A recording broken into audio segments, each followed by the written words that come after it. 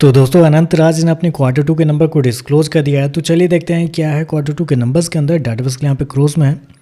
तो देखिए पिछले क्वार्टर में कंपनी 592 करोड़ का रेवेन्यू जनरेट की थी ऑपरेशन के थ्रू, पिछले साल 512 करोड़ के आसपास। जबकि अभी देखें तो कंपनी का रेवेन्यू बढ़ के 630 करोड़ आपको जाता हुआ देखने को मिला। तो साल दर साल जाते हैं तो साल दर साल कंपनी के रेवेन्यू के अंदर तेजी आपको देखने को मिल रही है। लगभग बोल सकते हैं आप 23% के आसपास का जंप है कंपनी के रेवेन्यू के अंदर साल दर साल। जबकि क्वार्टरली बेस पे आते हैं तो क्वार्टरली बेस पे भी कंपनी के रेवेन्यू के अंदर लगभग 6-6.5% के आसपास का जंप है। तो कंपनी का रेवेन्यू देखें तो आपको साल दर साल क्वार्टर बढ़ते हुए देखने को मिला है।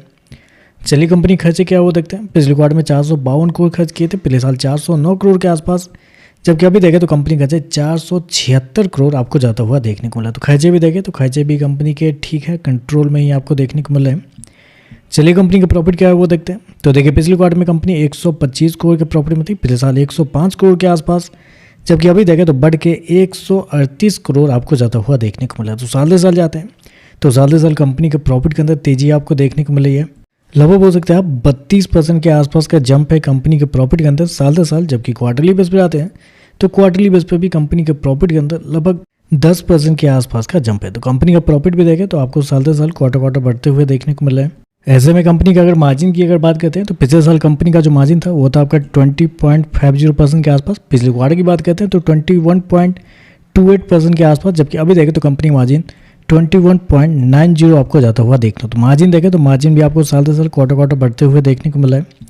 ईपीएस की बात करते हैं तो देखिए पिछले क्वार्टर में कंपनी का ईपीएस 3.67 रुपये के आसपास, पिछले साल 3.09 रुपये के आसपास।